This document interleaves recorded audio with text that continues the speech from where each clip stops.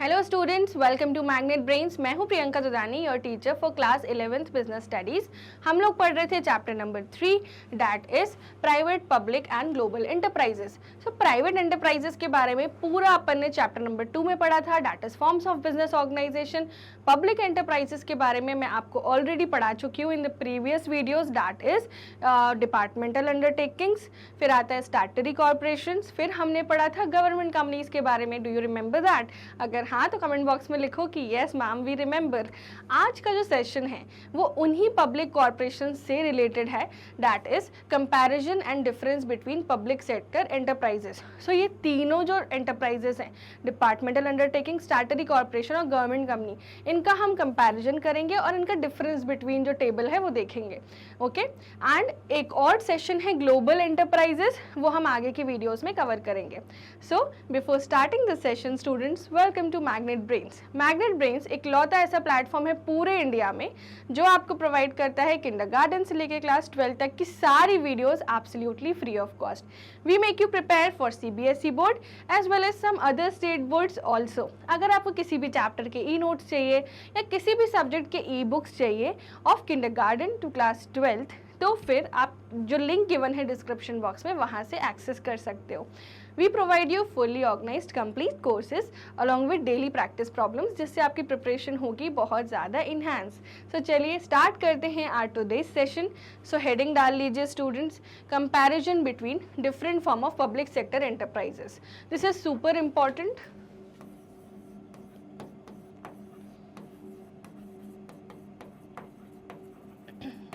और इसके साथ साथ जो आपका पेपर आता है उसमें ये लॉन्ग आंसर टाइप क्वेश्चन में पूछा जा सकता है।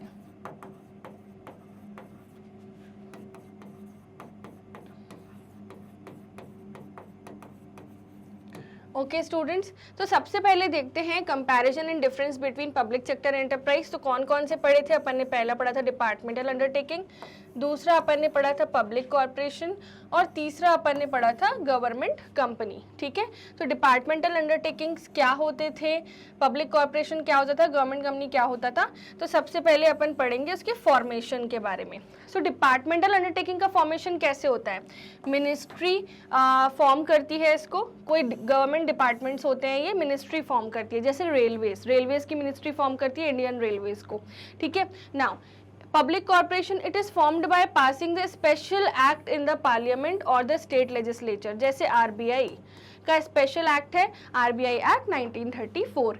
अब बात करते हैं government companies. It is formed by getting registration under companies act 2013। So registration की स्टेजेस अपन ने पढ़ी थी, do you remember that? Promotion, incorporation, capital subscription, commencement. तो वो पूरा जो स्टेजेस हैं वो गवर्नमेंट कंपनी पार करके और फिर वो फॉर्म होती है। Now legal status, departmental undertaking का नो सेपरेट लीगल एंटिटी, यहाँ पे सेपरेट लीगल एंटिटी नहीं होती। फिर उसके बाद it is separate legal entity और it is also a separate legal entity. Now let's proceed further. अब बात करें फाइनेंस की, तो डिपार्टमेंटल अंडरटेकिंग को पैसे कहाँ से मिलते हैं ऑपरेशंस रन करने के लिए? तो गवर्नमेंट के बजट में इनके लिए प्रॉपर फंड्स एलोकेट किए जाते हैं। जैसे फॉर एग्जांपल अगर मैं बात कर रही हूँ किसी डिपार्टमेंटल अंडरटेकिंग की, तो वहाँ पर जो यूनियन बजट होगा हर साल का, वहाँ से पैसे दिए जाएंगे। सो स्टूडेंट्स, इसका मैं एक एग्जांपल देती हूँ। जैसे suppose for example Indian railways है,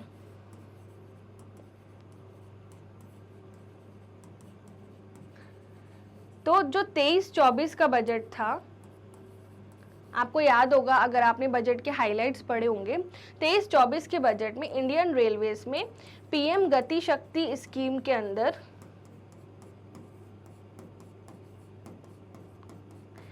वंदे भारत ट्रेन्स, 400 वंदे भारत ट्रेन्स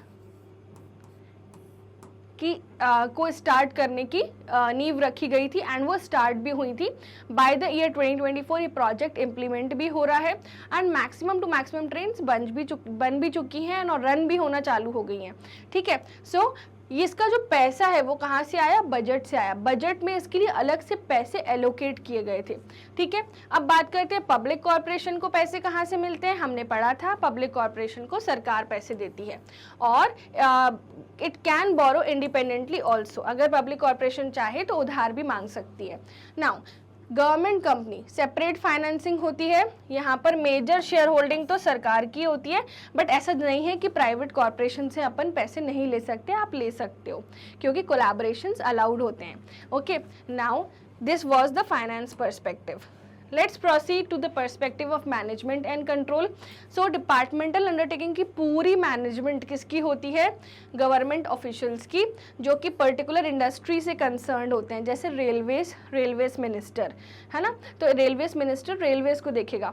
तो सिमिलरली यहाँ पर जो कंसर्न इंडस्ट्री का मिनिस्टर होता है वो इसकी देखरेख करता है ना, डिपार्टमेंटल हेड भी होता है। तो मान लीजिए अगर कोई कर्मचारी है वो रेलवेज में काम कर रहा है तो अपने डिपार्टमेंट के हेड को रिपोर्ट करेगा और डिपार्टमेंट का हेड मिनिस्टर को रिपोर्ट करेगा क्योंकि वो मिनिस्टर उस डिपार्टमेंट का है।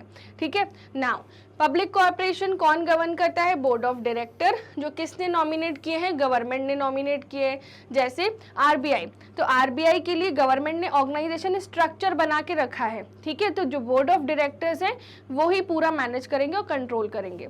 नाउ गवर्नमेंट कंपनीज की बात करें, so manage by board of director, जो कि नॉमिनेट हुए हैं गवर्नमेंट द्वारा, पर हाँ प्राइवेट कंपनीज, प्राइवेट सेक्टर भी इस पर इन्फ्लुएंस रखता है। Now students let's proceed to staff.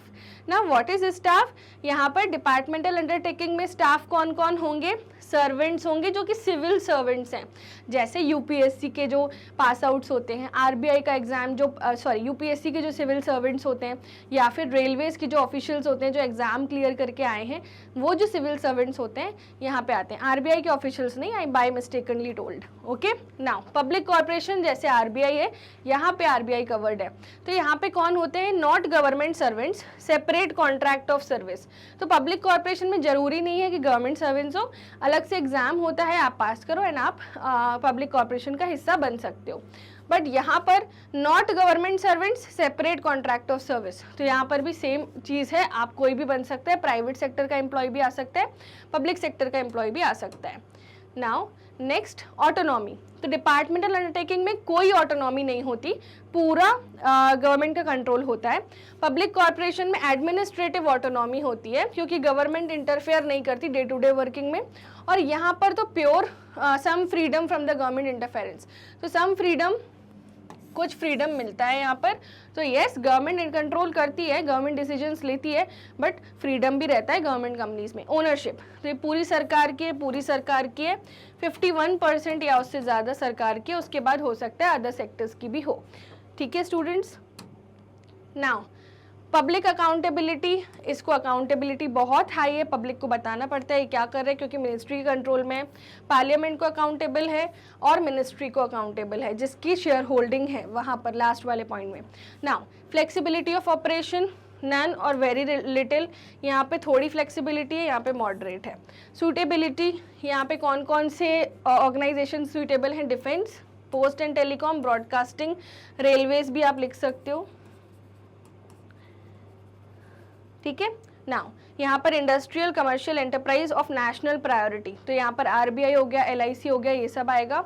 अब बात करते हैं गवर्नमेंट कंपनी की, तो इंडस्ट्रियल एंड कमर्शियल एंटरप्राइजेस जो रिक्वायर पार्टिसिपेशन जिनका लगता है डोमेस्टिक और फॉरेन कैपिटल में, तो वो लोग प्राइवेट गवर्नमेंट कंपनीज खोलते हैं। ठीक है, तो गवर्नमेंट कंपनीज में सब कवर हो जाता है। चलिए अब हम करने वाले हैं difference between private and public sector. So private and public sector के बीच का डिफरेंस बहुत ही सिंपल है। प्राइवेट ऑर्गेनाइजेशंस जो होती हैं वो पर्टिकुलर प्राइवेट सेक्टर को बिलोंग करती हैं, पब्लिक सेक्टर में गवर्नमेंट का डोमिनेंस होता है।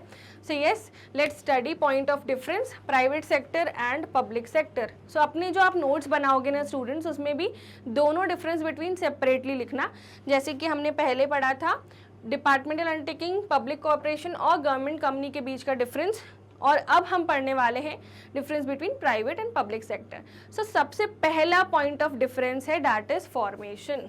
सो the formation of private sector involves a long process, क्योंकि यहाँ पे रजिस्ट्रेशन फॉर्मेलिटीज़ होती हैं, आरओसी को दिखाना होता है, एंड अगर आप प्राइवेट सेक्टर में कोई कंपनी खोल रहे हो इसकी तो स्टेजेस ऑफ फॉर्मेशन होती है, promotion stage, incorporation stage, capital subscription stage, और उसके साथ सर्टिफिकेट ऑफ इनकॉर्पोरेशन जो है वो बाद में मिलता है, और लास्ट में पब्लिक कंपनी है तो कमेंसमेंट भी लेना पड़ेगा, ठीक है, डॉक्यूमेंट्स बनाने पड़ते हैं, इतना लंबा प्रोसेस है, राइट। सो इसलिए it is a long process. Now public sector can be formed in a short time just by government decision. तो अगर डिपार्टमेंटल अंडरटेकिंग है या फिर स्टैट्यूटरी कॉर्पोरेशन है तो आप उसको बना सकते हो, बट गवर्नमेंट का डिसीजन लगेगा। बट यस, लॉन्ग प्रोसेस नहीं होगा, शॉर्ट टाइम में भी बन सकता है अगर सरकार चाहे तो। Okay, now another point, objective. Now objective private sector का क्या होता है? पैसे कमाना। So private sector enterprise work with the main objective of earning profit. और पब्लिक सेक्टर क्या होता है? सोसाइटी को सर्व करना, ठीक है, welfare. The public sector enterprise work with the main motive of providing service to public, ठीक है। तो ये बेसिकली आती है अपने खुद के पैसे के लिए, दैट इज प्रॉफिट, एंड ये आती है पब्लिक वेलफेयर के लिए। तो ये हो गए ऑब्जेक्टिव्स, ठीक है। सो आपको ध्यान रखना है क्या क्या ऑब्जेक्टिव्स हैं। Okay, now third point of difference है मैनेजमेंट। सो प्राइवेट सेक्टर की जो मैनेजमेंट है वो बोर्ड ऑफ डायरेक्टर्स के हाथों में होती है, या फिर जिस प्रकार का इंस्टीट्यूशन उसमें जो मैनेज कर रहा है व्यक्ति उसके हाथों में। बट पब्लिक सेक्टर में किसके हाथों में होती है? सरकार के हाथों में। So private sector enterprises are managed and controlled by board of directors, क्योंकि प्राइवेट कंपनी सेक्शन 2 सबसेक्शन 68 ये बोलता है कि बोर्ड ऑफ डायरेक्टर्स कंपनी को क्या करते हैं? मैनेज करते हैं। ओके, सो यहाँ पर प्रोफेशनल एक्सपर्ट्स होते हैं, वही मैनेज करते हैं। अब बात करें पब्लिक सेक्टर की, तो आपको पता ही है गवर्नमेंट मैनेज करती है। So public sector enterprises are managed and controlled by board of directors who are generally the representatives of government. तो यानी अगर कोई मान लीजिए इंडियन रेलवेज है ना, कोई इंडियन रेलवेज डिपार्टमेंट अंडरटेकिंग है, तो यहाँ पर कुछ कमेटी मेंबर्स होते हैं, ठीक है, और मिनिस्ट्री भी होती है, रेलवेज मिनिस्ट्री, एंड ये लोग किसने इलेक्ट किए? ये गवर्नमेंट ने इलेक्ट किए, और यही क्या है? पब्लिक सेक्टर एंटरप्राइज के क्या हैं? बोर्ड ऑफ डायरेक्टर हैं। पर इलेक्ट किसने किए थे? गवर्नमेंट ने इलेक्ट किए थे, एंड वो ही इसको मैनेज करेंगे, राइट। आपको ये पॉइंट ऑफ डिफरेंस बिल्कुल क्लियर होना चाहिए दैट प्राइवेट सेक्टर में बोर्ड ऑफ डायरेक्टर कौन इलेक्ट करता है? वो खुद ही बोर्ड ऑफ डायरेक्टर बना लेते हैं, यहाँ पे कोई इलेक्शन नहीं होता जैसे पब्लिक कंपनी में होता है शेयर होल्डर्स द्वारा, ठीक है। बट अगर मैं बात करूँ पब्लिक सेक्टर के डिपार्टमेंटल अंडरटेकिंग की, तो गवर्नमेंट ही सिलेक्ट करेगी कि कौन मैनेज करेगा। Same goes with statutory corporation too. Okay students, अब आते हैं नेक्स्ट पॉइंट कैपिटल पे, बट उससे पहले ये दोनों पॉइंट अच्छे से लिखिए। ओके, चलिए। So in the private sector enterprises maximum capital is contributed by owners और इन्वेस्टर्स। सो प्राइवेट सेक्टर जो एंटरप्राइज है उसमें कौन पैसे लेके आता है? पहला तो उसके ओनर या फिर इन्वेस्टर। अब जो इन्वेस्टर होते हैं ना स्टूडेंट्स, ये भी कौन होते हैं? नोन पीपल, यानी जिसको ओनर जानते हैं। ये लोग जनरल पब्लिक को नहीं बेचते शेयर्स वगैरह, ठीक है। बट पब्लिक सेक्टर में अगर मैं बात करूं, कंट्रोल जो कैपिटल है वो कहाँ से आता है? सरकार के फंड से आता है। जैसे डिपार्टमेंटल अंडरटेकिंग कैसे चलती है? गवर्नमेंट अपने यूनियन बजट में उसके लिए फंड्स एलोकेट करती है। Same goes with statutory corporation. तो वहाँ पर स्टैट्यूटरी कॉर्पोरेशन के पास पैसे कैसे आते हैं? गवर्नमेंट फंड्स एलोकेट करती है, right. So the public sector, the capital is contributed by government by the way of their annual budget.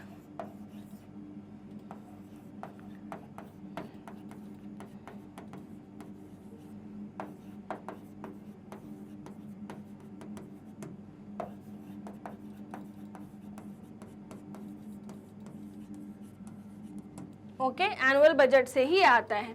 ये था अपना point of difference between private sector and public sector on the basis of management and on the basis of capital. अब आगे बढ़ते हैं further. ये था अपना now freedom of operation. So private sector थोड़ा सा ज़्यादा फ्लेक्सिबल होता है क्योंकि यहाँ ओनर्स जो चाहें वो कर सकते हैं। बट पब्लिक सेक्टर की बात करूँ तो हर चीज़ की परमिशन गवर्नमेंट से लेनी पड़ती है। देखा जाए तो वो फ्री है बट गवर्नमेंट बहुत ज़्यादा इंटरफेयर करती है। So there is more freedom of operation in private sector enterprises, there is less freedom in the public sector due to interference of government and political parties.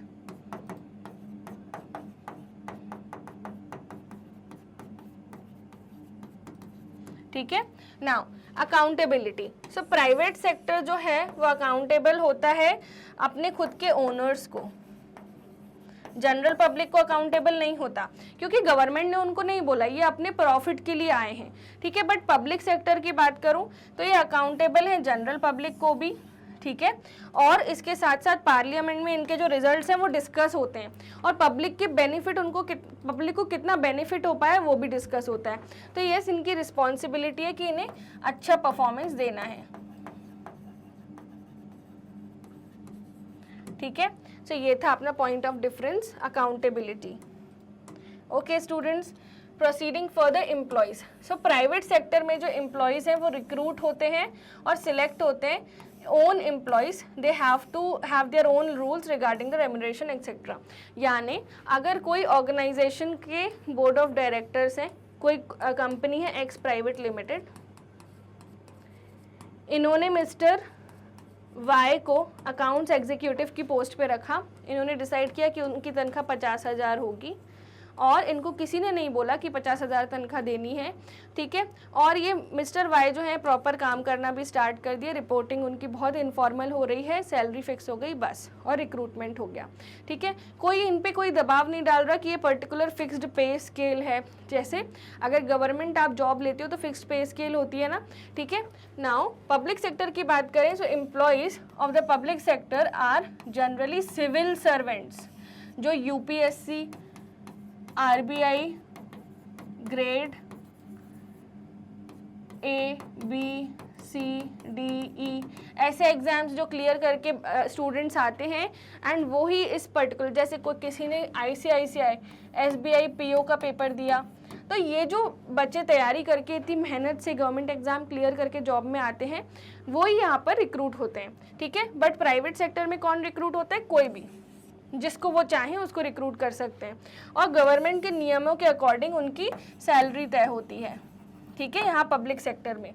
So private sector और public sector कैसे different है, ये अपने हिसाब से चलते हैं, और इनकी पूरी गवर्निंग सरकार के हिसाब से पब्लिक सेक्टर में। ओके स्टूडेंट्स, तो ये था point of difference. Now accountable, so the performance of private sector is judged on the basis of economic gains only. यानी अगर प्राइवेट सेक्टर में प्रॉफिट ज़्यादा हो रहे हैं तो मतलब ऑर्गेनाइजेशन अच्छे पैसे कमा रही है, सो दैट इज बेनिफिशियल, ठीक है। तो यहाँ पर ये एक तरह से देखा जाता है कि अच्छा काम कर रही है, बट यहाँ पे परफॉर्मेंस कैसे जज हो रही है? Not only judged bye economic gains but also by solving non economic issues. जैसे आप सोसाइटी की तरफ कितना सर्व कर रहे हो, आपने पब्लिक के लिए क्या किया, आपने कौन से न्यू स्कीम्स लेके आए, आपने जैसे रेलवेज का एग्जाम्पल लूँ तो आपने क्या क्या न्यू ऐड किया, कैसे आपने डेवलप किया, कैसे पब्लिक के लिए चीज़ें बेटर हो सकती हैं। सो पब्लिक सेक्टर में हम सिर्फ प्रॉफिट नहीं देखते, सोसाइटी को आप कैसे सर्व कर रहे हो, that matters a lot. But private sector में सिर्फ उनको अपने पैसे से मतलब होता है, बाहर की दुनिया में कुछ भी हो, दे डोंट केयर, ठीक है। सो ये था अपना performance. So that's all for the difference between public sector enterprises and difference between private sector as well as public sector. So I hope आपको अच्छे से समझ आया। स्टूडेंट्स, आप सभी हैं मैग्नेट ब्रेन्स प्लेटफॉर्म पे। ये इंडिया का इकलौता ऐसा फ्री एजुकेशन प्लेटफॉर्म है जहाँ पे आपको मिलती है किंडरगार्टन से लेके क्लास 12 तक की सारी videos absolutely free of cost. Yes, ये हमारी जो यूट्यूब चैनल है ना, आप अगर इसको ध्यान से चेक करोगे तो इसमें जो प्लेलिस्ट सेक्शन है यहाँ पे आपको मिल जाएगी सारी complete video systematically, chapter wise, सब टॉपिक वाइज। आप प्लेलिस्ट में कोई भी क्लास का चेक कर सकते हो फ्रॉम KG to 12। ओके, हम आजकल शॉर्ट्स भी बनाने लगे हैं, सो आपको अगर कोई भी अपडेट्स चाहिए या फिर इंटरेस्टिंग वीडियोस देखने हैं तो हमारे शॉर्ट्स चेकआउट कर सकते हो। इसके अलावा हम लाइव सेशंस भी लेते हैं ताकि आप हमसे कनेक्टेड रहें। एंड अपार्ट फ्रॉम दैट, ये हमारा वेबसाइट है जहाँ पे हम आपको प्रोवाइड करते हैं fully organised complete courses along with daily practice problems. Okay, we make you prepare for CBSE board and all these state boards. So state boards कौन कौन से हैं जिसकी हम तैयारी कराते हैं? Delhi board, Bihar board, UP board, MP board and Rajasthan board. हमारे पास वैदिक maths and spoken English courses भी हैं। आप अगर अभी वीडियो सेक्शन पे क्लिक करोगे so spoken English courses already live हैं। सो यस, आप उसको देख सकते हो एंड उसके साथ सीख सकते हो न्यू वर्ड्स। आई नो आप लोग इंग्लिश में बहुत अच्छे हैं, बट कब तक पुराने तरीके अपनाएंगे, कब तक न्यू वर्ड्स नहीं सीखेंगे। So this is the time you start exploring spoken English course also. So हमारा एक हिंदी मीडियम चैनल भी है specifically dedicated to those students who are from Hindi medium. So अगर आपके फ्रेंड्स, फैमिली मेम्बर्स या रिलेटिव्स में कोई भी हिंदी मीडियम स्टूडेंट्स हैं, उनको बताना ज़रूर कि हमारा एक हिंदी मीडियम चैनल भी है जहां हम 6th क्लास से लेके 12th क्लास तक की कंप्लीट एजुकेशन देते हैं एब्सोल्युटली फ्री ऑफ कॉस्ट। इसके अलावा अगर आपको किसी चैप्टर के ई नोट्स चाहिए या फिर किसी सब्जेक्ट के ई बुक्स चाहिए सो उसकी लिंक डिस्क्रिप्शन बॉक्स में गिवन है। Thank you so much students, get connected with us, subscribe to the channel, like this video and connect with us through our other social media platforms. See you in the next session super soon.